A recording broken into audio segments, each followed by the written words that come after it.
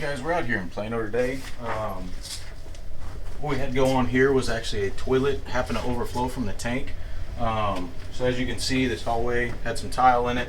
We had some water damage going up and down the hallway.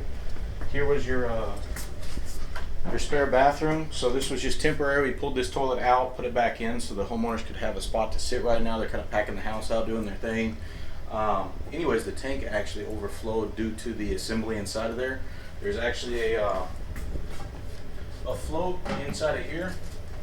So inside of here, this float actually got stuck on the old one. So we actually took the toilet out of the master bathroom.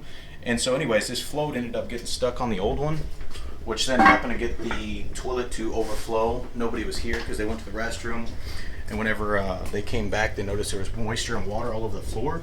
So then all this tile actually was saturated on the mortar bed underneath the tile. The walls took up and wicked up a lot of that moisture. You got the wood panel siding from the nice 1970-80 time frame. That of course wicks up all your moisture being a porous surface. And then of course this pushed into the master bedroom.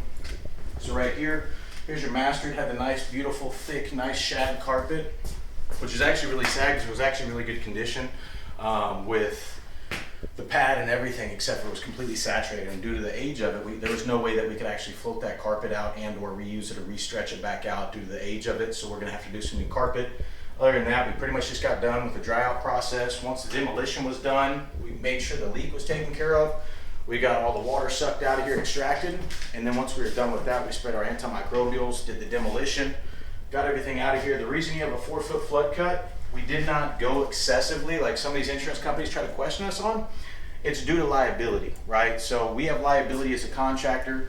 We've taken the IICRC certification courses for water mitigation. We're actually queued to take a couple more once the classes open back up.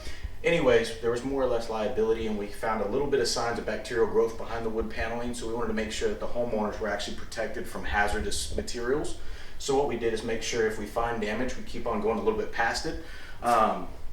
Other than that, since the water sat here for multiple days with no idea that it was here, that water actually soaked up the sheetrock inside the insulation and or affected everything else. So due to liability and of course the hazards, we needed to take that out. So we took it up to like right around 4 foot plus or minus.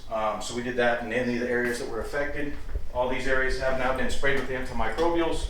Everything's been dried out. We had to take out the spare bath with the bathtub tile surround. Here, the shower, we had to rip out the entire shower because it had the green board, hardy backer, all that stuff that took on moisture. And of course, some of the tiles were popping due to the water that came from that restroom over this way. And so more or less, we just find the path of the water traveling and then get it all taken care of. Anyways, so this is kind of what we start doing. And this is the next phase. So now we're gonna go into phase 2, get everything sent over and start writing up our estimates to get this house put back together again. So if y'all have any questions or ever have a loss, something like that, just feel free to reach out to us and we'll help walk you or assist you through the process and more or less just make sure you're educated. So anyways, y'all have a great day. This is Garrett, Warrior Wolf.